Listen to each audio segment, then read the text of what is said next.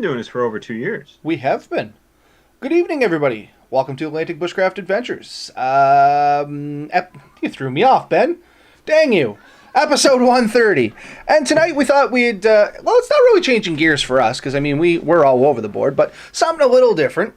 We ended up actually getting an email from a gentleman, I believe in the UK, according to his website, that wanted to do an interview with us. So his thing is he does a blog, and he contacts bushcrafters and does interviews with them. And we thought it was kind of neat. So be sure to check his site out there. And if I'm not mistaken, I did have it up here. And that is CP Outdoor Life. Yeah. Does that sound right? Yeah, so CP Outdoor Life, the link is in the description here, so be sure to check him out. But anyway, what we thought we'd do here tonight is we'd kind of, give you guys a sneak peek. Good hair. Oh my goodness, it's Jeremy. There is a person I haven't seen in a little bit, and he's in his tent. I'm surprised you're not in the truck. Testing a new tent, are we, Jeremy? But, any case, yeah, so we got contacted, we did the interview questions. They were actually kind of neat questions. It got us thinking and, got the old creative juices flowing, so we figured we'd talk a little bit about them. I haven't seen Ben's question or answers to his questions. He hasn't seen the answers to my questions. So we're going to see if we're relatively similar or if it's kind of different. Because the questions themselves, though, they're basic questions, but they're good questions, in my opinion. What's your thoughts, Ben? I liked them. I seen it. I was actually somewhat excited to do it. I couldn't do it right away, so I think the next morning I got up early and just rambled it off on my phone, which was, I kind of wish I'd taken the time to get the computer out and do a bit more. But I answered the question. It was fun. It was something to do. I definitely enjoyed it, and he was quick to respond. Seems to be quite into it. So, yeah. And it's kind of thought-provoking. I'd love to see what the responses, what your responses are, and sort of like a discussion. Like I said, I think this will easily shoot an hour. Oh, I think so too. But I'm curious to see which answers are similar and which answers are different. Yeah. So, and I do have a copy of the questions there. Let me just open them up. So for anybody that's playing along at home, these are the questions that we got. For those of you that are listening, you probably can't see these, but that's okay. So we're going to read them out loud here. So first question, I guess, or actually I'll read them all, then we'll go back to the start and start from there. Does that make sense, Ben? Yeah. Sounds good, boss. All right, so here's your questions. What got you started into bushcraft? How long ago? Tell us the start of your journey. Question 2, how do you feel spending time outside benefits your health and well-being? 3 is out of the bushcrafting skills you have learned, which one would you consider the most important and why? 4, what is the most essential item of clothing when headed out? Why? And for an example, he said his was his leather gloves. Next question is, you are all alone and you can only have 7 items from your kit, which is, this is the one where I'm curious where we're really going to see where the similarities and differences are. And then what are the 7 items and why? How much does your equipment change between summer and winter? Which I thought was an interesting question.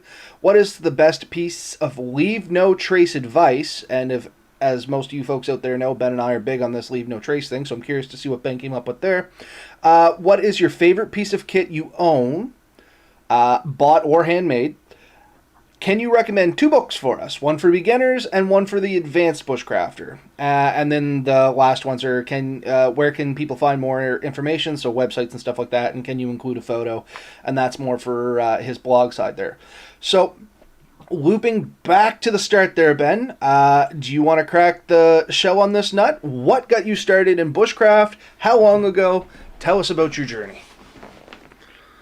So my response is, I honestly say I grew up in the woods, because I did. I mean, I grew up in central Newfoundland. I couldn't get much further into the woods than you could. So for me, it's something that's always been there. And for a lot of it, it was kind of a way of life. Like, everyone hunted and fished and camped and stuff. And my early memories, with my cousin, and I'm going a little bit more in detail, I remember some of my earliest memories is going rabbit hunting with my father and my cousin and doing stuff like that. Like, I've always kind of been out there doing stuff. What I've done has changed over the years, but I've always been into that. So that was kind of my response. I kind of guessing here, yours is probably not a ton off, because you grew up more in the woods and doing stuff too, I believe. Yes, more or less. So my There answer, you go. and I'm just going to abbreviate it, because if you want the full story, we highly recommend you go over to his website and check it out, of course, because we want to direct some traffic over there. But anyway, much the same as you. I said I got into bushcrafting with my father and grandfather. It was way of life growing up. They always, they all. Oh, I think I lost you again there off the screen. This thing's going to Yeah, drive me batty, isn't it? you grayed me right out. I was There we just gonna go. let you So, keep that. if anybody is familiar with OSB, or OBS, sorry, the broadcasting software, and can explain to me if I open another window full screen why it grays Ben out, I'd love to hear that because I've been looking, can't figure it out. Somebody out there is definitely smarter than I am. But anyway, getting back to it, yeah, it was Dad and Gramp. It was always kind of a thing. They worked in the woods most of their lives. They were big in the pulp industry. So they were always cutting wood. So we were always in and around the woods because, I mean, from a young age, I went to the woods with Dad, pile pulp, all that good stuff. But anytime that I was out, they always showed me neat things, or what they consider was neat things, or common knowledge things, which could be as easy as like making a birch bark cup, a whistle. Before you showed me again, I told you that Grandpa showed me ages ago. So they were always showing me stuff like that. Yeah, And that's kind of what sparked my interest. I mean, I liked being in the woods, but then I was like, well, what can you really do in the woods? And that's kind of where my interest came from it and how I developed it. And I mean, it's always been there, and I've since, continued into it to the point where Dad actually asked me questions about it. So it's kind of neat, came full circle. And I mean, like you said, it just was a way of life. It's how we grew up. yeah, no, for sure. I suspected ours were going to be fairly close on that one. So Me as well. So, and like I said, once again, folks, these are short answers. If you want to read the full in-depth answers, be sure to check out the website. Once again, links in the description. So, Ben, how do you feel spending time outside benefits your health and well-being? oh, I to me, it's one of my greatest stress relievers, and that's probably why right now I can't wait to get back out. But no, it is.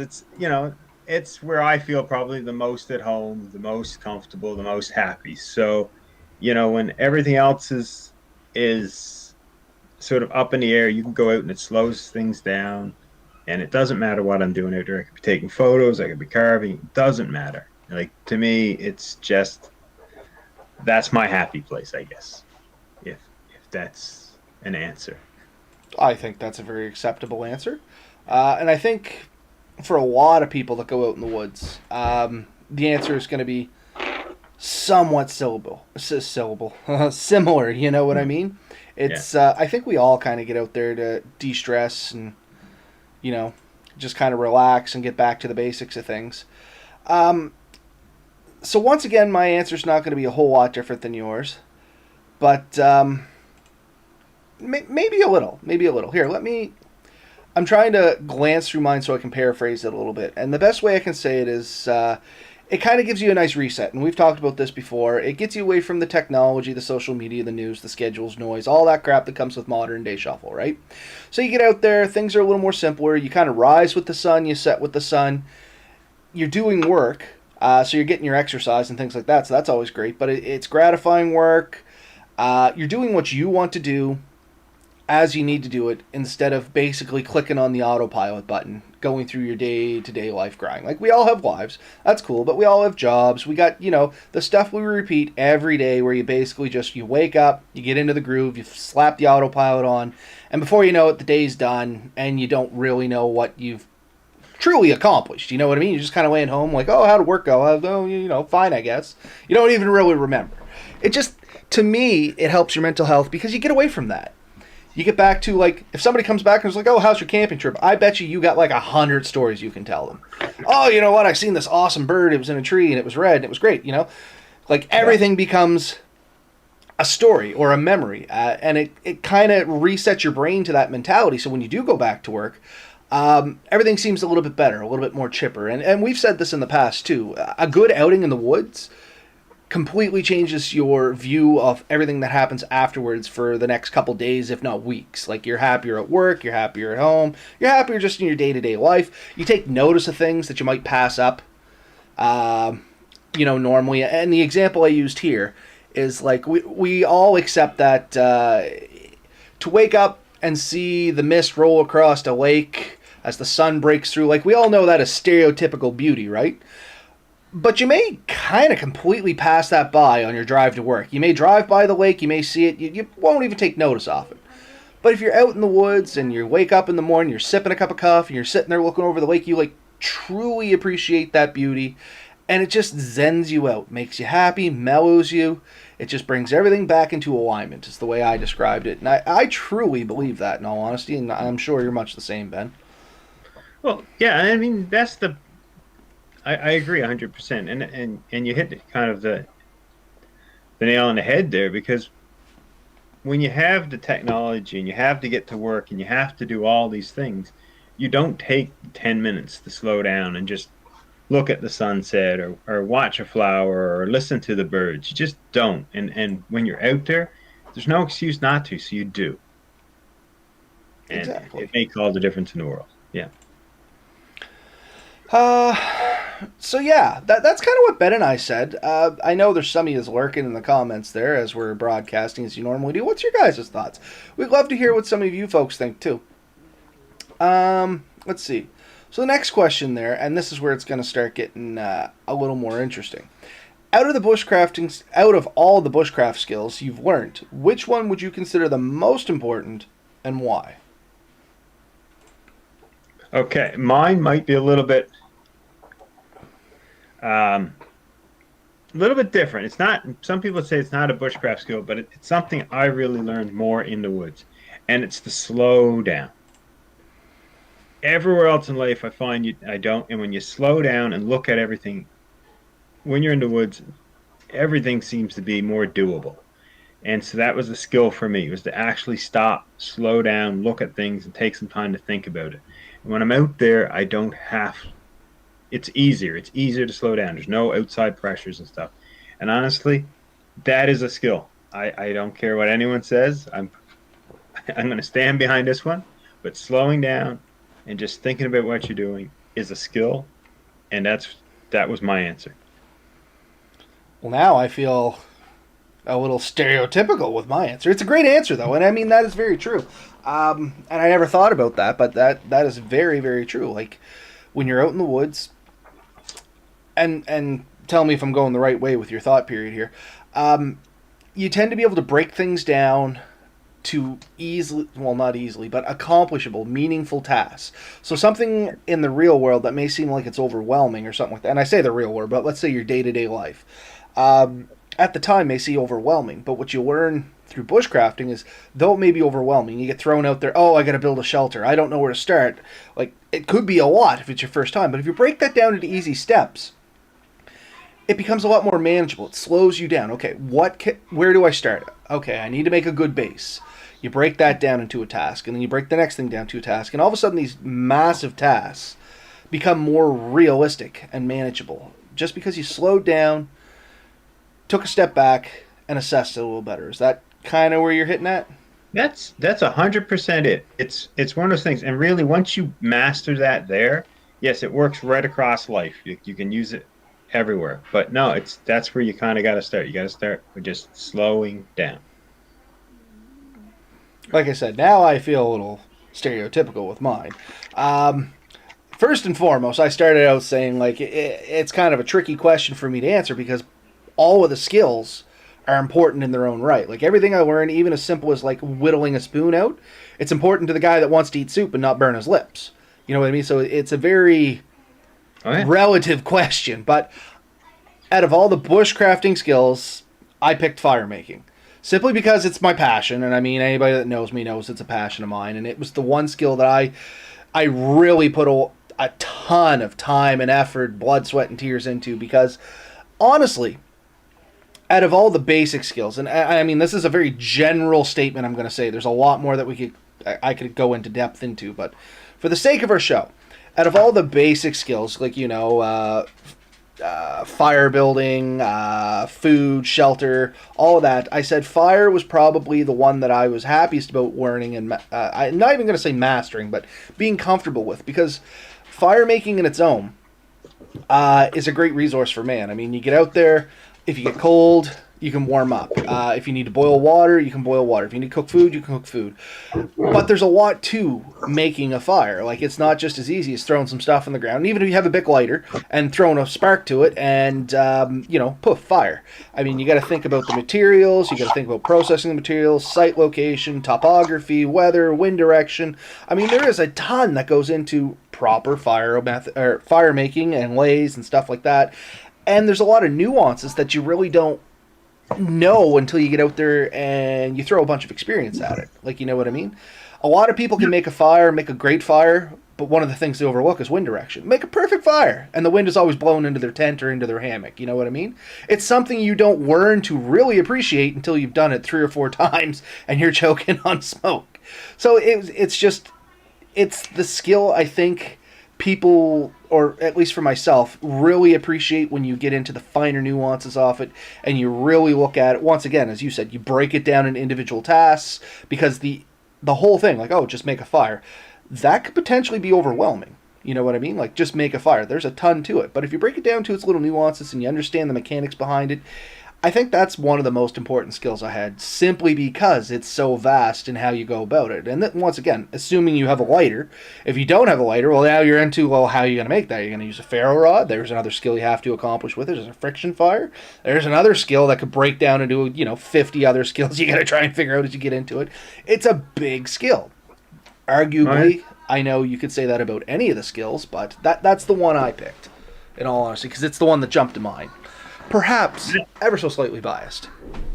You're fully right. And every time you learn one of these skills, that's the thing. You to truly master a skill, you have to take into all the things that you have to consider. And you just touched on it, like wind direction. You set up a fire in the wrong place, the smoke's going to be blowing into your shelter. You're not going to get it to burn right. You're going to have all kinds of problems. You have to think about all the little stages. And every skill, shelter building, fire, everyone is mastering all the little pieces of it. Just because you can get something to burn doesn't mean you've mastered fire. It just means you can start a fire. Right? And that's just it. Lots of people can start a fire. There's not a whole bunch of people that have really mastered fire in general. You know what I mean? And that's kind of where I was getting at with my choice there. But once again, arguably you could say that about water purification, shelter building, all that stuff. I understand that. But my 2 cents was, even in cold weather, if you get a good fire going, you can huddle next to it and you can stay warm. You know what I mean? So I understand shelter is a big part, but that's why I did choose it over shelter. Because when I was talking about this to somebody and I was writing them, they're like, well, why wouldn't you go with shelter? Like, that seems to be so much more important. But, and the other side of this argument is, shelter and fire almost go hand in hand. You know what I mean? Because your shelter may dictate how you build your fire, or how you build your fire may dictate the kind of shelter you have. So there's a lot to it, but I had to pick one, and I picked the fire, and I still stand by it. And like I said, it's a great thing. I'm very passionate about fire making and stuff like that, so I was quite happy with that answer. Although I am still completely open to other people's opinions and stuff like that. That was my personal opinion. I'm not at all saying fire is the number one skill and you should go out and master it above all else. Not at all. Just for me, it was the one that really hit home. I mean, I could easily argue shelter is more important. And you know what? I could see shelter being more important. Once again, it's a relative question. Shelter's important to the guy in a rainstorm. Fire's important to the guy in, minus 50 degree weather. It's, everything is circumstantial. That's the beauty of bushcraft.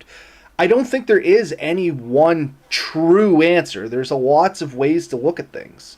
It's a vast subject. Thing is, and this is just for argument's sake, a good shelter will keep you somewhat warm with a lot less energy than it is to keep a fire going for a lot longer. You know what I mean? But a good shelter with a good fire, totally different. If you're just after falling through the ice, getting a fire going and getting yourself dry and warm, it doesn't matter how great your shelter is. If you do not have something to warm yourself up, you're a goner, right? Like, the right time, right place, both of those skills, essential. And that's what I mean. Like, It's kind of a trick question. Every skill you learn in the woods is arguably important at some point, more so than any other skill. It does come down to the relative nature of when you're asking the question. What's the circumstances behind it? Am I just out in the woods for a day trip? Okay, that's one thing. Am I in the woods? I was planning for a day trip, and like you said, Ben, I went through the ice. Well, now my priorities changed. Like, it's kind of a tricky question, but I liked it because it was tricky. It made me think, you know what I mean? And it was a question I really enjoyed. So what was our next one? What is the most essential item of clothing when heading out? What was yours? Now, people are going to laugh at this, but I do have reasoning behind it. The most essential piece of equipment that I have, or they said item of clothing when heading out, is my oilskin cap. I can see that. So you know what? The reason I chose it, and I go into a little bit more detail with it there, is because I'm a person that sunburns easy. Once again, anybody that knows me, like personally, I can get a good sunburn walking by the oven. You know what I mean? Like, you remember the old commercials where they're staring into the oven and they get the sunburn across their face? Well, I can get that walking by. I kid you not, Ben. I was out welding one day and I sunburnt all my arms, my neck, the whole work, just from welding. And not welding for long. Like, we're talking 15 minutes. Completely sunburned from it. I sunburned super easy. So the hat, I mean, I bought it and I paid a fair bit of money for it when it comes to a hat. And I'm like, I was expecting great things. At first, I was like, okay, I don't really like it. It's a little warmer than a normal hat. It's a little heavier. But then I started realizing, well, heck, my face and neck and ears aren't sunburning near as bad. When it rains, the hat's great because it runs the water off. And when I'm walking through the woods, I'm not getting all this crap dropping down inside my shirt. And I mean, it became a piece of equipment that as soon as it's done, I'll be immediately buying another one. Mind you, I'm sucking every bit of life I can out of this one. Don't get me wrong. It's just to the point where it's broken and comfortable, so I don't want to replace it anytime soon. But if it ever gets damaged or lost, I can guarantee you it'll be the next day I'm ordering one. So what about you, Ben? I think you could guess this one. But if anyone who knows me should be able to understand this, for me, it's footwear. Yes, that is a very good answer. Because honestly, like I've watched those Naked and Afraid shows and all these other things, and the very first thing in my mind is I got to get something on my feet. Because honestly, nothing will cripple me faster, nothing will drop me quicker than bad feet. Like that is my Achilles heel. And you know what? I think a lot of people underappreciate a real good pair of footwear. It's overlooked. A lot of people will just grab their sneakers and go out. And you know what? Maybe that's your thing. You're good with it. That's great. For me, you have to have a decent pair of boots with a little bit of waterproofness to it, a little bit of ankle support. You know what I mean? Like, it's an important thing. You get your feet wet. They get swampy. You're familiar with trench foot. You know the term. You've seen it, I assume. If you get something like that ruins your whole day, and that could actually stop you from successfully coming back out to the point where you may have to call help to come back in. Like, people don't realize your feet are what carry you around. Well, I'm sure they realize it. I think they underappreciate the fact that this is how you get around. It is, to me, an essential item. And the right footwear for the task you're doing is fairly important. I mean, you cannot beat a good pair of boots. Like, honestly, a good pair of boots that gives good support and good traction for hiking, anytime you're on your feet, truly a lifesaver.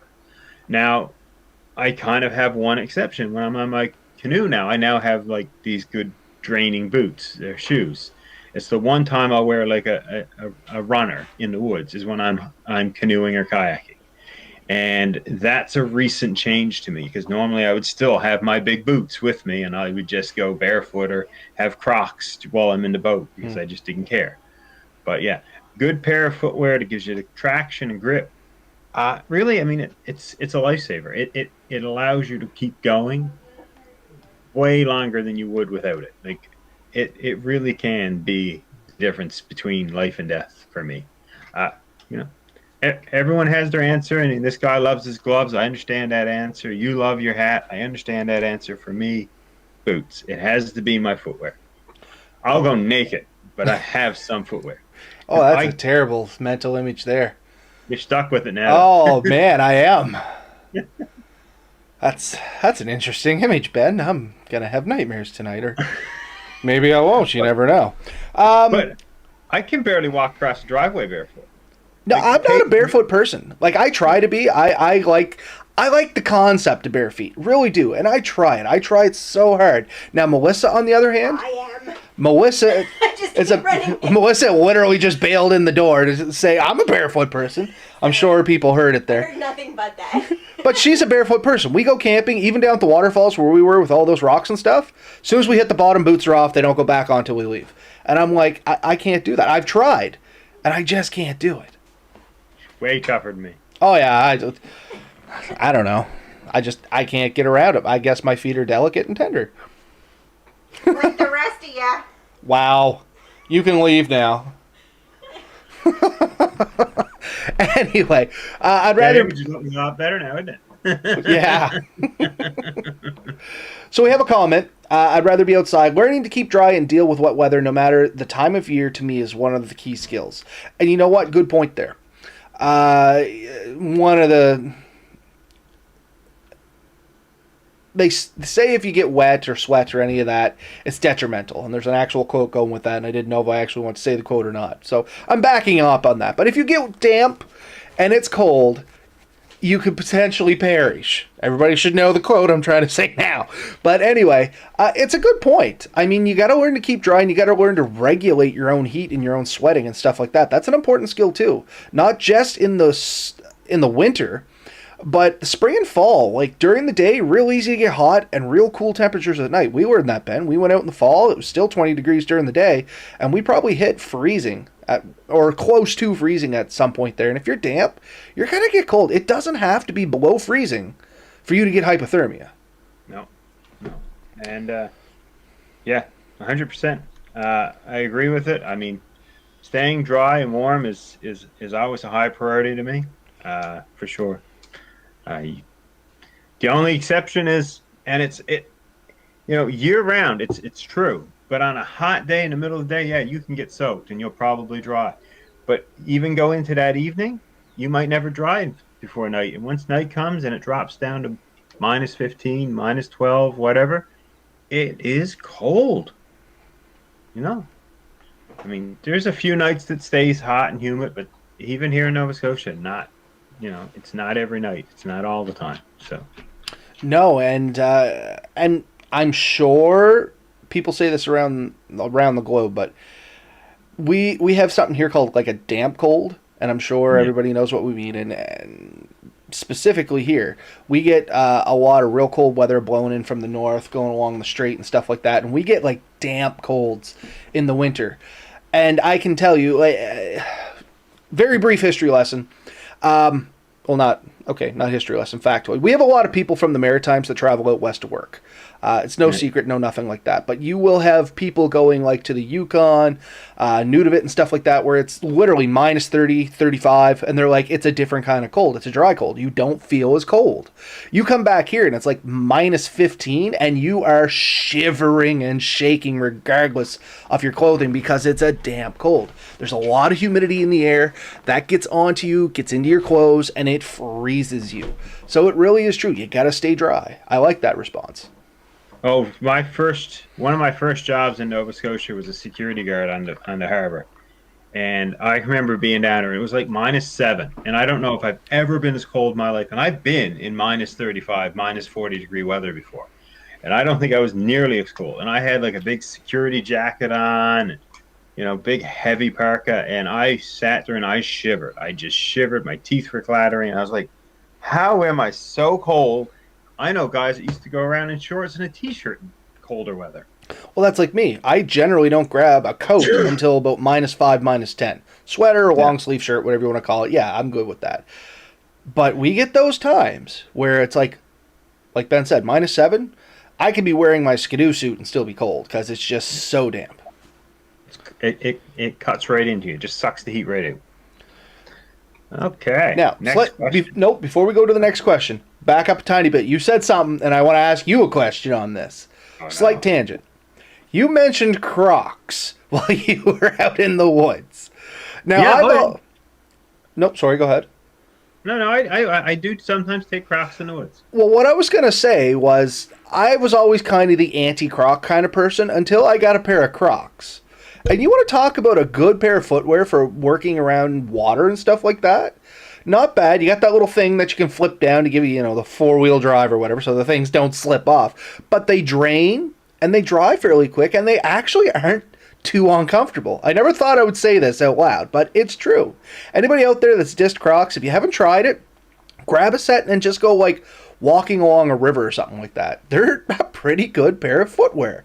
I mean, I wouldn't take it to go hiking 17 miles into the woods, but just for farting around the water, a boat or something like that, they're great.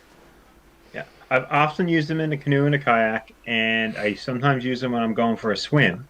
And the other thing is just around camp, if you've been in your boots and your boots have just kind of been heavy and damp and you want them to dry and you just need something for around camp, they're extremely lightweight. They weigh virtually nothing. Like they don't really add to your kit weight.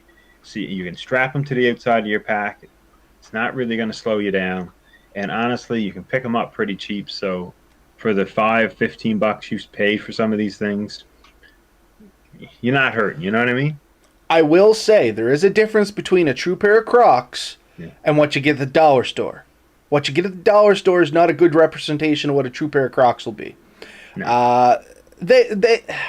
They're Crocs and looks alone. They're not as comfy. They fall apart easy. So save yourself the trouble. If you just look for something right around home, yeah, grab a pair of those. But if you want a good pair of Crocs, actually go get a set of Crocs. You won't be disappointed. Or maybe you will. But anyway, I don't think you'll be disappointed.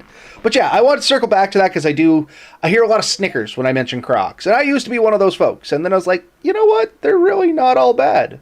They're not at all. So anyway. Next one's an exciting one. Ooh, yes. You are all alone, and you can only have 7 items from your kit. What are these 7 items, and why? And I am real interested to see what you came up with here, Ben. Because I'm imagining 5 of them are going to be identical between us. Okay. My first item, straight up, I got a knife. And I even named the knife just because it's a good knife. It's a solid knife. I can't beat it. My Mora companion, right up there. Boom. And why? I can make so much with this. Like honestly, it is my main tool when I'm in the woods. Like that is the first thing I go for when I need to cut a rope, cut a tree, do anything. It's the first thing I go for is my knife. I always have my knife on me when I'm in the woods. Okay, so that's 1. Yeah. Do you want my next item? Oh yeah, you might as well go through all 7, and then I'll go through mine. Okay, my next item I got in is a tarp. I put in my 8x12. It's a shelter. It can catch rain. I can wrap up in it. There's so much I can do with the tarp, and that big 8x12 just gives me so much coverage, and there's so many options. And honestly, it's a labor saver. Like, yes, I can build a shelter with my knife and my other tools, but I can flick a tarp shelter up in seconds. Like a couple of minutes, boom, done. I'm out of the rain. So that was my next one. Number 3, 1 roll of lash it. Ooh, we're already straying from some of the stuff I had. Okay, lashing. Lash it is this Demima rope that you can buy. It comes in a roll. I bought 1 roll years ago. I think it had 300 yards on it. I think it's rated for over 400 pounds. I easily say it beats paracord. It has no stretch, no twist. Just a solid rope. It's smaller, lighter. It's pound for pound. There's diameter for diameter. It's strong as steel. Love it. Okay. So I'll make my guy lines with it. Anything I need a rope for, it's going to do. Next, ferro rod. I don't even know if I need to say any more. That's 4. A pot, 1.5 liters for cooking and water. Man, you got specific. I didn't even include sizes with my stuff. I was anyway. 5. If I have to choose, that's the size. That's an awesome size for a pot. Is it the perfect size? No, but it'll cover more things than the smaller ones. It's just the one I'm going. Next, I didn't give a brand name or anything, but a damn good sleeping bag. Not going. No, I don't even think I need to explain that. But And last, and I really struggled with this one, but I decided to go with my Agua Cannon 21 Boreal saw. I knew this was going to come up. Okay. I was waiting for it. I thought it'd be higher up, but I'm glad you actually called it. Okay, go ahead. Yeah. Well, no, it's been a solid saw. I've really, and people who know me know I love my axe. It just couldn't make the list. I had to make a decision. I can kind of do most of my axe stuff with my knife. I chose a solid knife that I don't mind beating on if I have to. I went with this saw. It just allows me to go through bigger pieces of wood. It it amplifies what I can do with my knife, and it can do a lot of work relatively quick. It's just, I can build a shelter quicker with it. Like if I'm out there for a length of time, I can build a building using that, the lash it, and my knife. Like I can build most of what I need. Like with that kit, I wouldn't be bad off. I think I could go weeks with that. And I tend to agree. I don't disagree with anything that you actually put on that list, Ben. Yeah, and there are a lot of similarities between you and I. And I kind of had a sneaky suspicion there'd be a lot of similarities between us. I also kind of have a sneaky suspicion there'd be a lot of similarities between most bushcrafters on at least 4 to 5 items. Oh, yeah. You know what I mean? And I might as well cough it up now. Most of us are going to pick a knife. I picked a knife. Most of us are going to pick a tarp because it's easy shelter and it's multi-purpose. Like Ben said, you could use it for gathering water. It becomes a shelter. It could be a rescue aid. You can make it into a poncho. I mean, you can get creative with a tarp. Make a boat out of it. Yeah. Like, I mean, you can get creative. And, I mean, if you're in the woods, you got nothing but time, right? I think most of us are going to pick a cooking pot of some point or some size. I didn't give a specific size, but I said cooking pot. Most of us are going... So what was that? Knife, tarp, pot, ferro rod. I think it's going to be a big one for most people. There's going to be the odd one that says, oh, I'll do friction fire, I'll bring a lighter, yada, yada, yada. But a source of ignition, you know what I mean? A ferro rod, like you said, don't think you have to say much more. The only thing I will say on it is why did we not pick it over a lighter? The 2 reasons why I don't pick a lighter over it, although a Bic is a great choice, don't get me wrong. They don't function well once they're wet, if they get submerged, and you're limited to the amount of fluid that's in it. As where if you get a good 1/2-inch ferro rod or something like that, like you can literally dunk that, and there's videos. You dunk that sucker in mud, you can pull it straight out of the mud, give it a quick wipe on your pants, or dip it in water to wash the mud off, strike it, and it's still going to throw spark. Yeah, exactly. Like that thing can be sopping wet, and it's going to throw spark. And the last one that most of us are probably going to agree on to some extent is going to be the sleeping bag, and I had that thrown in there too. So I had the cooking pot, I had the tarp, the sleeping bag, the knife, and the ferro rod. The 2 that I had that were a little opposite from you, I had a first aid kit as my first item. Only because anytime I go into the woods, I take a first aid kit, and I think most people should. If you're going to, rough it in any way, I hear the macho things, oh, I'll just take spruce sap and close up the wound. Yeah, go for it, but you're still potentially open to infection. I mean, you can't beat a first aid kit to patch yourself up. That's what they're made for. And truthfully, mine has saved my butt a couple times. Just, simple things, blisters on my feet I was able to patch up, to one where it potentially almost saved my life. When I cut my wrist that time, and I've told the story before, like I was able to patch myself up, and I was able to get out. So I put first aid kit down there, and I had a feeling that it was going to be saw or axe, and I went with axe with a little statement there. I said my go-to would be an axe, and I'm going to read exactly what I wrote. My go-to would be my axe, but there's a lot of extra labor involved with chopping your firewood down. An axe does allow for easier method of splitting your firewood, but a saw can make precise cuts, perhaps even allow you to make better tools and or shelters. It's a fair debate that Ben and I have been playing with for a while now, and the best answer we can come up with is one is not necessarily better than the other. It just depends on the situation and the use you're going to put forward with it. So like I said, I even called it out in my answer. It was a bit of a debate to me because I love my axe. Like everyone knows, I am passionate about my axes, and I have a few of them. And I don't have a ton of saws, but you have one good one. I can guarantee you that. I said you have at least one good one. I can guarantee you that. Yeah. So it was a debate. I mean, you give me a few more items and it would have definitely been in there. It would have probably been eight. Um, but you know, um, I could go quite a while with that kit. And even the lash it, like I can make snares, I can make traps. There's so much I can do. I could, use it to make the string for a bow. I could make a bow while I was out there. Would it be as effective as a proper bow? No. But could I potentially take small birds and small animals down? Sure, sure. There's a ton of stuff you can do. With that kit, either kit that we described and a bit of imagination, I think that's the big thing. Like, take time, think about what you're doing, use your imagination. You can you can make so much stuff. Like we've talked about it before. Your cooking utensils, your tent pegs, your so much stuff you can make with those tools. And then everything you make gets you one step further to comfort and to surviving and thriving. So, comment coming from here. I'd rather be outside. Had a small Yeah. axe accident my last trip after it had fallen off. Once it had fallen off a stump and hit my calf and left me with a 2-inch gash that needed a few stitches. With the first aid kit, I was able to address the issue, and that's what I mean. That's once again, I'm not saying it's the end all to be all in the kit. I just preferred a first aid kit in there simply because I've used it. I've seen you know, how it helps out. No. And people may debate that. They could say whatever they want. They can find stuff out there to, patch themselves up.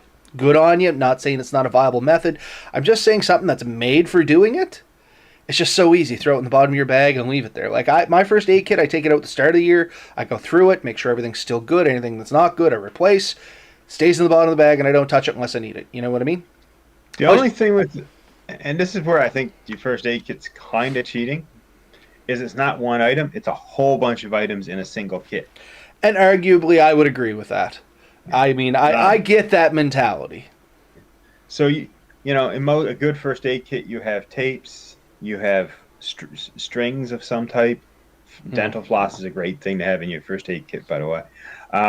You have saws. Non-minty, if anybody's wondering, because you can use it for stitches. Been there, done that. Yeah. Usually you'll have a pair of scissors. You'll have some little useful tools, needles, things like that. And all those things can be used for multiple things. And yes, I mean, if you can get away with that as a single item, then yeah, it's worth its weight for sure. No doubt about it. Yeah. And I guess to retract a little bit, I was assuming the first aid kit would only be used for first aid items. Yeah.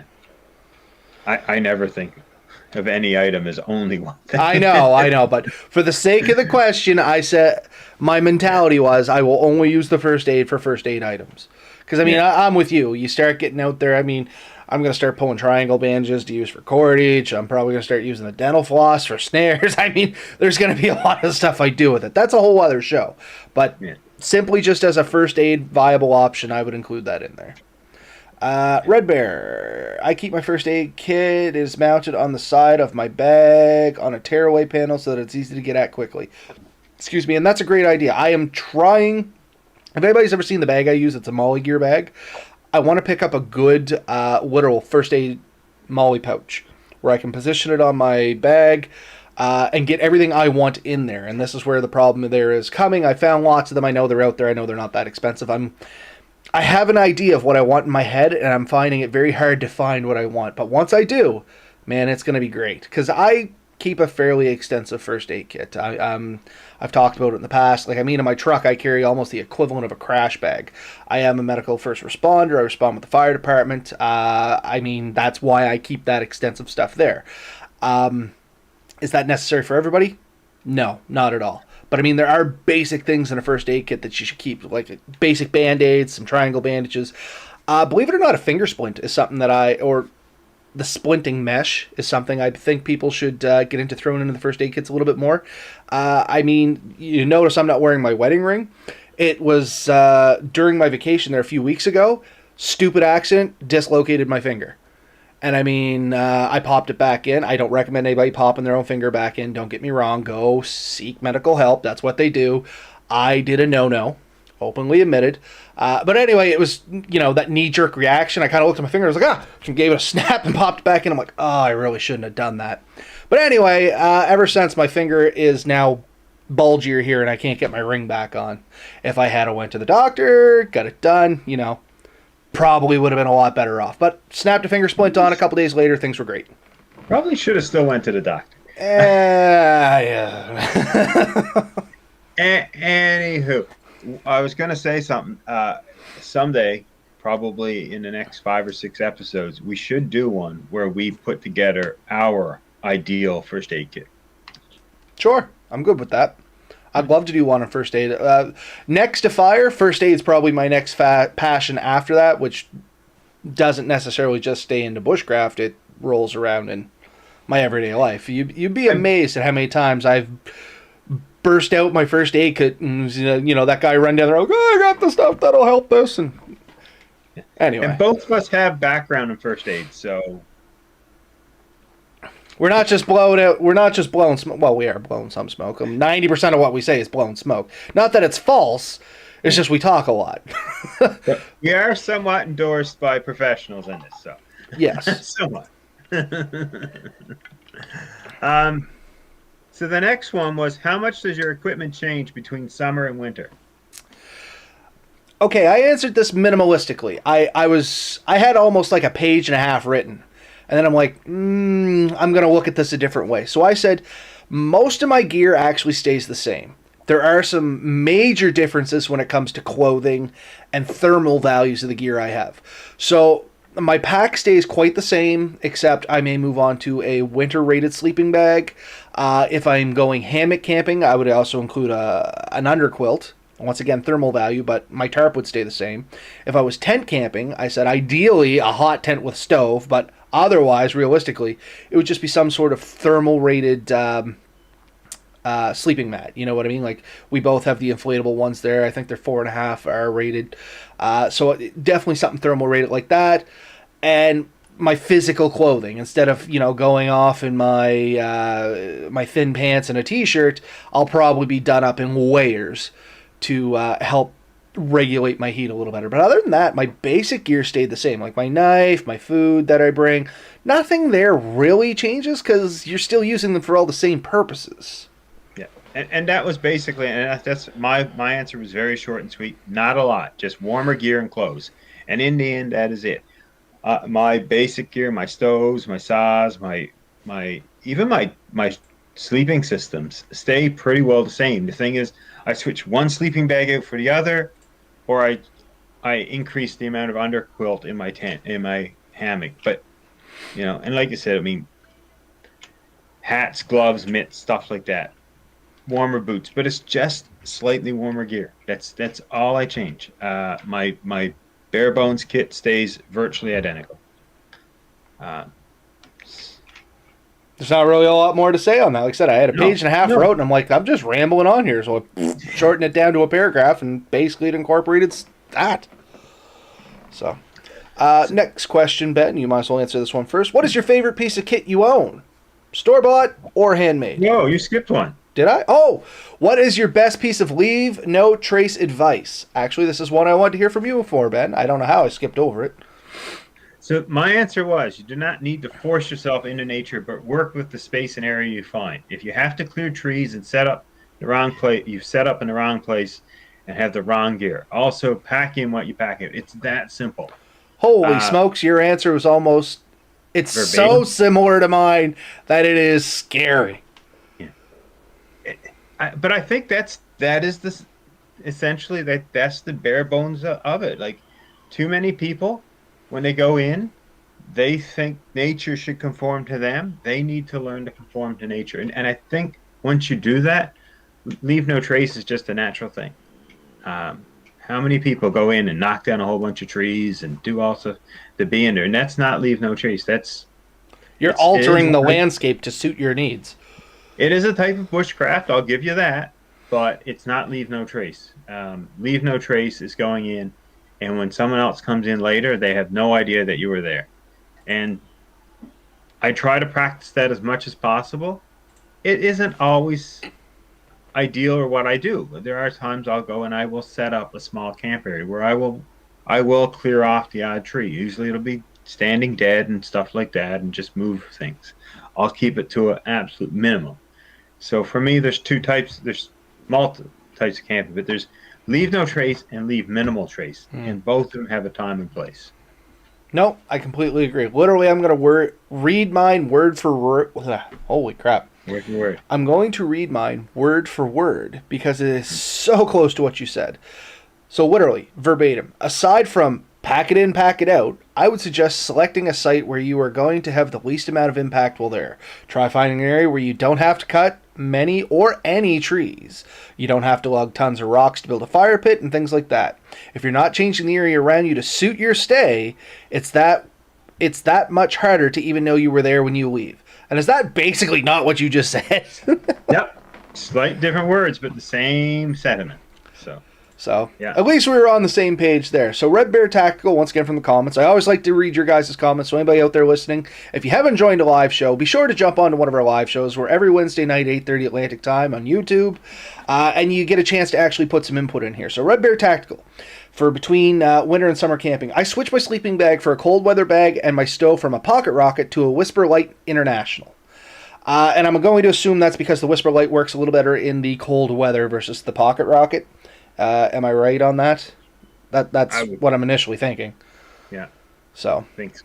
And sure. Much the same with me. If I was taking my my butane stove, I'd probably switch it out for something like a kerosene stove or something like that. That acts a little bit better in the winter. But anyway, yeah. So, sorry. Getting back to what I jumped ahead to. What is your favorite piece of kit you own, homemade or store bought? Okay. Here's mine. And this isn't constant, this changes, but right now I would have to say my fiberglass canoe. I bought it from a coworker. I brought it home. I cleaned it up. I changed the gunnels. I carved my own gunnels for it. I repaired a few repairs on it, so it's kind of homemade. It's fixed up by me. Mm-hmm. And it just gives me it's lighter than what I had. It's not the lightest kayak or canoe out there, but it is something that I really do enjoy it. It just enhances the whole experience and lets me take so much more out and explore so many other areas. So that's right now my favorite. Butane. So Red Bear Tactical, butane in my experience sucks and minus 25. I completely agree. The Whisper Light is a multi-fuel stove. White gas to jet fuel. And yeah, so exactly. You switch to something that acts a little bit better in the cold weather and can't blame you for that. Like you said, the butane stove, I've had a hard time getting mine going in not even minus 25, down to minus 15. It can get tricky. Sometimes you have to stuff the tank inside your jacket and let it warm up a little bit. Like, it can get downright annoying, honestly. One of mine, I've taken out a few times, and yeah, sort of anywhere below zero, you see a difference in the amount of flame. Like, yeah, it still lights up, but it's not a roaring flame. Like in the summer, I can get water boiling like that. In the winter, I've tried making like a cup of hot chocolate for the girls, and it was like forever. Like and you waste so much more fuel because you don't. It takes so long to heat it up. It's just running and running and running, and you're losing some of that heat to the atmosphere. So it becomes more and more inefficient. So, no, yeah, I would love to agree. get. That's something I don't have as a multi-fuel stove. I'd love to get one too. I just can't afford it. Well, if you can afford anything, you really want it. Yeah, and that's just it. I keep using the excuse I can't afford it. I haven't committed to buying one yet, but it's coming. Year-round, I often use a twig stove, and that works almost equally good winter or summer. Yep. As long as you can get dry wood. So. And that's the key, is getting dry wood. Or you can ship in pellets. We've also talked about this in the past. You can take wood pellets. There's actually a couple really good demos on YouTube where you can, convert your twig stove into a pellet stove. Really, there's no conversion. You throw the pellets in it and they light on fire. But they do a couple different things so it gasifies a little better. Anyway, feel free to look them up. It's pretty cool. Mark Young, I think, does a good. Yeah, that's the one I was actually thinking of. I knew it was somebody I knew. I just couldn't think who it was. You know what? Yeah. One of these times, I'm going to reach out to Mark, and we got to get him on the show one of these times. Have one of these chats. I think he'd be a fun cat to talk to. We do. He's a great guy. What was your favorite piece? So, funny enough, I said it's my Sawyer water filter. Simply because of its size and weight, and it can make so much drinkable water. I never had one of these filters. It was actually Ben that turned me on to one. Mine sitting over on the shelf. Yeah, I figured you had yours right there. Everything's within arm reach if you're Ben. It's great. I love it. But anyway, yeah, Ben turned me on to one of these because when we first started doing Atlantic Bushcraft, I asked him, like, what's a good water filter? I want to get into water filter because I was always just boiling water, which is fine, but it leaves a lot of sediments and stuff into the water. You know what I mean? So sometimes it still tastes muddy and yada, yada, yada. So he said, try a Sawyer Mini. You won't be disappointed. It does a ton of water. It's not very big. It's not very it's cost effective. Just go for it. You'll love it. And you know what? 100% right. I think it was $30. It fits in your pocket, and it does 50,000 gallons or something like that. Like some outrageous amount of water. Like 100,000 gallons. Yeah, it's some absolute outrageous amount of water, and it's so simple. You know what I mean?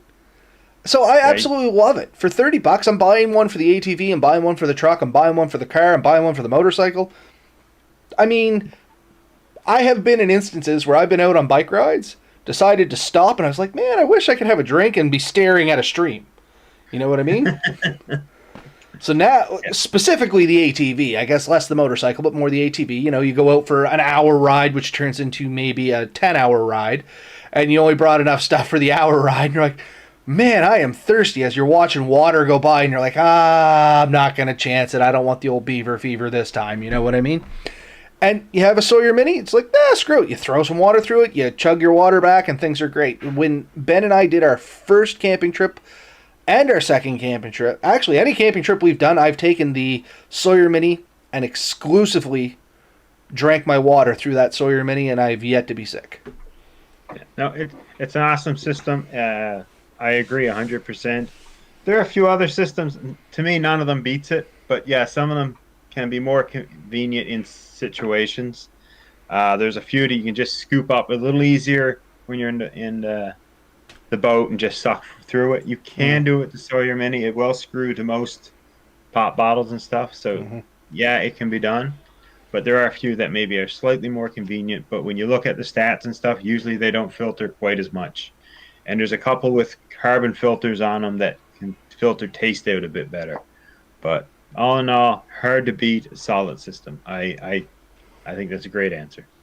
So Red Bear throwing his 2 cents in. His favorite piece of gear is a Snugpak Softy Elite sleeping bag. If I don't get a good night's sleep, everything sucks. And you know what? I agree, 100%. If you don't get a good night's sleep, everything does suck. So a good night's sleep is a key thing when you're going any amount of time out in the woods. If you're not sleeping well, you're not performing well the next day. And by performing, I mean your coordination could be off. Your attention span has dwindled a little bit. Your responses are down. It could mean that you might twist an ankle or cut yourself when otherwise you wouldn't have. Once again, another very underrated thing is a good night's sleep when you're out in the woods. A good night's sleep's underrated basically all the time, but specifically while you're out in the woods. Yeah. And next to that, of course, is a good meal. Yes. And you've taught me a lot about that, oh good master, and I do appreciate all you have passed on. But, okay, moving on to our last question here, and I actually have the book sitting out in front of me. Can you recommend 2 books for us? One for the beginner and one for the more advanced bushcrafter? I got the feeling that you have one of my books and I have the other right here. Could be. What you got? My first one for the beginner is Bushcraft by Morris Costanza. Oh. But that wasn't my beginner one. That was my advanced one. Oh. I also said, though, it's perfectly fine for a beginner because there is a treasure trove of knowledge in it for everybody. My one for my advanced. BSAS? No, wild edible edible wild plants. The Good Peterson call. Field Guide. Actually, I think I said basically any of the Peterson Field Guides would be awesome, but my favorite is the edible wild plants. And I have used this one. There are people that are listening to us right now who've been in the woods with me, and we have eaten food that we found and identified using this book. No, good call. I didn't think about the field. I actually had the field guides in my hand and went, maybe a little too specific. But no, I think you hit a good nail there. I mean, that's the wild edibles. I'd be leery of the wild edible mushrooms. I mean, I'd still want somebody to show me specifically and eat it in front of me, and then I give them a little bit of time, because mushrooms are one of those tricky things. They're all edible once. Only a handful are edible more than once. You know, I posted an image up on the Atlantic Bushcraft Facebook page there last week about eating mushrooms, and that's basically my belief on it. Like, mushrooms are kind of a dangerous area. I tend to stay away from them. But people that know them, they can make a real good feast out of them. You know what I mean? Like, I know chanterelle mushrooms. Most people know those. That's about the only one I would grab and be like, yeah, I can eat that. Everything else, I'd be like, might kill me, probably not going to eat it. I know it takes a way longer to starve to death than it does eating a poisonous mushroom. So we found the chicken of the woods, or sulfur shelf. Mm-hmm. In the woods, and we identified it using this book. There are photos, there, and the description, and we went through it, and it was awesome. It was. We were in Keji. We found a nice big piece of it, brought it back, fried up with a little bit of butter, maybe a bit of garlic, possibly a bit of garlic, and it was awesome. I love a book like this. This is a great thing to have in your kit, and this can really teach you so much. Get out there and look at the plants and identify the plants and find the plants and get used to using it. And it teaches you so much. And then there's description of how to use the plants and what parts are good and what you can make and how you can do it. And there's recipes and stuff, like what kind of recipes. There's so much you can get out of a book like this. And it only works if you use it. You can sit this on your shelf and read it every day of your life. Until you get out there and actually physically use it, you never truly learn it, in my opinion. And I agree. That's a lot. A lot of those field guides are that way. Reading it is one thing. Putting it into practicality is another one. So anybody that reads these field guides and says, oh, I got information on that, take it out, put it to use. You're going to find that it changes a little bit from sitting in your comfy seat to when you're really presented with the thing in front of you and you're like, am I sure about that? Yeah. Use it up. Use it out. Destroy it. I had a book growing up, and I didn't have it. My grandparents have it. I have it today. It was all the animals of North America, and I used that book up. It is destroyed. It is in pieces, just held together by string and hope and prayer. But that's how a book that's wore out is a book that's been well used. Yeah. So yours was the Bushcraft one? So this is my advanced one, but I did put the clause in that it's actually good for beginners and advanced alike because it's a treasure trove of good information. Just depends how dedicated you are to wanting to get into bushcraft. So for the beginners, and I'm going to hear some snickers and some eye rolls, but believe it or not, I went with the Zombie Survival Guide. Oh, yeah. Only because it's an entertaining way to get a lot of basic knowledge. And I know you have this book too, Ben. Yeah. And if anybody wants to read it, it's The Zombie Survival Guide by Max Brooks.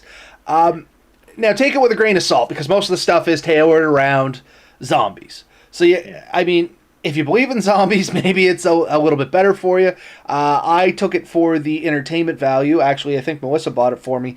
But upon reading it, a lot of the basic skills they give you in here, such as, I'm just going to flip open, fencing, maybe not so much. But, like, how to use a bow, making arrows, that's securing your house. That might not work out so well, but, I mean, they teach you to make basic traps, basic fire lays, basic shelter construction. I do mean basic. Like, this is your introduction with a zombie theme. But if you're looking there's even a few pages on there in transportation, and it made some really good points. It does. It gives you a lot to think about, but the thing I liked about it was it's entertaining because you got the whole zombie thing backing it up. So not only are you learning a little bit about bushcrafting, survival, whatever you want to call it, you got the entertainment value of zombies in there. And if you're not wanting to, if you're curious about bushcrafting and you want to have a few chuckles while you look into the basics of it, it's not a bad read, in all honesty. Like, there was enough good information in here. I genuinely recommend it to people that are looking to get into basic, and I do stress, basic bushcrafting information. Along with a lot of other stuff. Like you said, it changes your way of thinking. It has a lot of good chapters on transportation over long distances and bugging out versus bugging in, if that's your thing. Hunting, fishing, basic trap construction, shelters, fire. There's also a full chapter on how to, maybe eliminate zombies, be it pierce the heart, sever the head, and stuff like that. So if you want a few chuckles with good information, this is not a bad book, and that's why I recommended it on the beginner level. At the advanced level, you're probably going to get you're probably going to have the basic concept of what this book's going to offer. But it's still entertaining. I've read it twice now, and it is still entertaining. Like, I picked it up not long ago, and, there's net fishing. Yeah. You know what I mean? Like, basic net constructing and net fishing. I mean, there's some good stuff in there, and it's true information. That's the good thing. Max Brooks actually read some survival books and tailored that towards the zombie survival guide. So, like I said, it's not hogwash information. It's just basic information with some entertainment value. No, I like it. I do. Yeah. I'm pretty sure it might be on the shelf there behind you. Potentially in that stack of books. Is it the bottom one? No, that's something else. I don't think it's in that pile. Unless I did look back there because I thought it could have been, but it's not. Anyway. The bottom one is ultralight backpacking tips. Then there's a Happy Camper. There's a couple there by Talon. And then I got a bird identification, some hiking ones. There's a ton of back there on hiking and stuff. And I will say, just while we're talking about this Bushcraft book, this one here was actually gifted to me by Steve. Huge shout out to him. Thank you once again. He gave Ben and I each a copy, and that was my first chance actually having to read this book. And since, like I said, I'm now recommending it off. Yeah. And in fact, I've heard this said by other people, and I kind of agree so far with everything I've seen in it and some of the other ones. A lot of other survival books are basically rehashing of what he's said and done. Like, I could see that.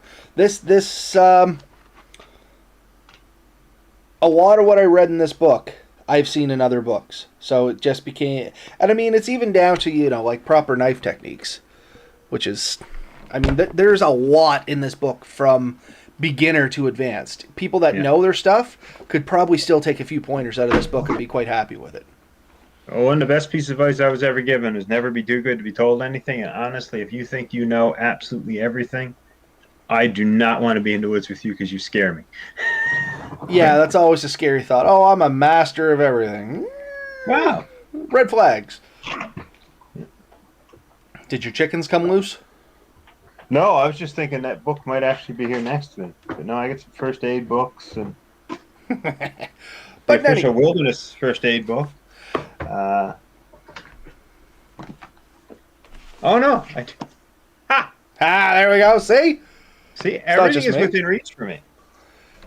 Now, I had an idea, Ben, and I haven't mentioned this to you, but I'm going to put this out there for interest. Lands and Seas. That's the Canadian SAS handbook, basically, is it not? Yeah. I haven't been able to find a copy of that, so I got to borrow yours at some point and flip through it, if you don't mind. But anyway, I guess I'll do my rant at the end of this. So that was kind of our interview questions. The ones that are after that are just how can other people find you and include a picture, which is, anybody that's listening to us hopefully knows how to find us. If you stumbled across us, great. You can find us on YouTube, Facebook, all that stuff. Just type Atlantic Bushcraft Adventures into Google. You're going to find us on several platforms. And pictures, well, I mean, this is a video. It's moving pictures, you know what I mean? So that kind of ended that off. And what's as good as it gets, Buzz. Kind of. Nothing. It doesn't get better. But, yeah, I mean, it was nice. It was awesome that Ben reached out to us. We strongly recommend you go and check out his website there. I did read some of the interviews from some of the other people that were on there. I actually knew some of the other bushcrafters, not personally, but knew their names and stuff. And it was interesting to get their take on stuff. And there's a lot of similarities in there as well, which was kind of interesting. So definitely check it out. He's got quite a few of them in there. And you never know. Maybe you'll get some golden tidbits of information from there as well. Like I said, it's pretty interesting. You can find the link to that website in the description of this video, and I'll put it in the description of the podcast as well. So when that goes up on Spotify and all that. You should see it in the description. It's definitely worth taking a read out. Once again, thank you to Ben Holmes for getting in contact with us, and it was a lot of fun. We didn't really have any discussions because we did them independently of each other. That was our plan from the get-go. And yeah, I really enjoyed it. I hope somebody else reaches out and we get to do this again sometime in the future. Yeah, no, it was a good time. I got nothing else to really add. It was fun. It was something to do. I really enjoyed just going through all this with you because I thought that was, it kind of added to it all. And we could easily rant for another hour on all these. This is not a thing for us to. Anybody that knows us knows that's a very live possibility at any time. So I do have a thought to end us on, Ben. This is for you as well as anybody that's listening. An idea I have had in my head, and I've been kind of rolling it around, and I want to see if there's interest. Only interest. And once again, this is separate from the group camp that we have already put out there. We do have some names there. There's looking like there's going to be about 8 of us going. It's going to be sometime in October. Ben and I have to decide on a final date, which we should do here in the next week, Ben, and get that up so we can start doing some planning, so we can find a location and stuff like that. But anyway, new thought. Would there be anybody out there, and I guess this is going to be limited to the Nova Scotia area or somewhere within traveling distance of where we could get to, that would be interested in taking an emergency wilderness first aid course?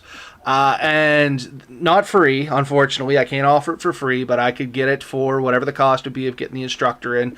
I believe it is a 3-day course. No, it might be more than that. You would know, Ben. The last one I took was a 3-day course, but I think it's up to, maybe it's a 4 or 5-day course now? Last one I did was a 2-day course. It was one overnight. So it was a full day, started at 8, and it ended the next day around 8.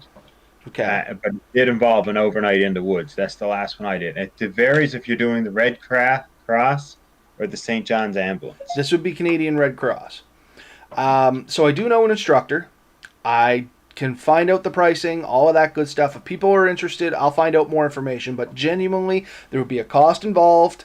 There's definitely at least one night stay in the woods.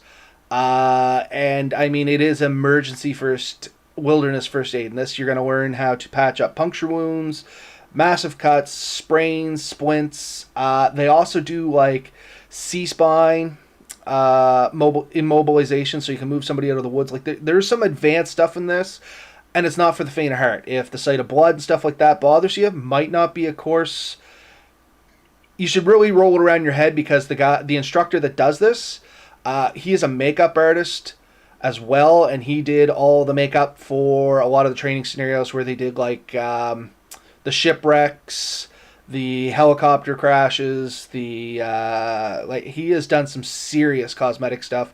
If you go through my personal page, anybody that knows me and finds it, if you go through my personal page and look for some of the MFR courses that I've done, you'll see some of his work, and I mean, these things look realistic. So that is the disclaimer. This stuff is going to be graphic, but you learn a ton of information, and he's a super great instructor when it comes to this. So if you do have interest in that, I do believe there is a minimum number. We'd have to have like 6 to 8 people. There is a cost associated with it. I'd have to find out what it was. I know it's a couple $100. It is at least one stay in the woods. For some reason, I think that has since increased, and it might be 2 nights in the woods. I could be wrong on that. I don't know. I'll find out all the specifics if there is an interest in it. I'm looking to get mine renewed. Mine has since expired. I have to take the entire course again. So instead of me slipping into one, I thought, why doesn't Atlantic Bushcraft Adventures, if Ben is so interested, potentially offer hosting something like this, and we can find a location, we can go out, and if anybody's interested, we can do this. And if not, that's cool too. No harm, no foul. Like I said, I can slip into a course somewhere. I just may have to go over Newfoundland, which actually may coincide with some other plans Ben and I have. So either way, all works out. But if that is something you're interested in, definitely get in touch with us. You can message us on Facebook, YouTube, email us at podcast@atlanticbushcraft.ca. You can use the message system on our website at atlanticbushcraft.ca/contact.php. Anyway, just go to the website and go to contact us. That's the easiest way. But anyway, get in touch with us if you're interested. If I get enough response back, I will further look into it. Otherwise, I am not going to dive down the rabbit hole further and see what the cost is, because I'm basically committed to it regardless of how long and where. But I thought it might be interesting to invite a few people along, and you know what I mean? Yeah. So Yeah, no, sounds interesting. I sometimes have the option of getting it for free myself, but we'll see. like I said, options. Let us know what you think, folks. And as always, get out there, have fun. Old bastard outdoors. Yeah, this is wilderness first aid. It's emergency wilderness first aid. It would probably be around the same level. Kind of branched off as a medical first responder. You do get to do a couple things that medical first responders can't do, like moving somebody with a suspected neck injury. But you can't do some of the things that a medical first responder can do. Anyway, it's a whole thing. That comes later. Let us know if you're interested, and we'll go from there. I think I might be up for renewal. Yeah. So like I said, if you're interested, let us know. We'll go from there. Anything to add, Ben? No, that's good. Get out there, have fun. See you next week. Night, everybody.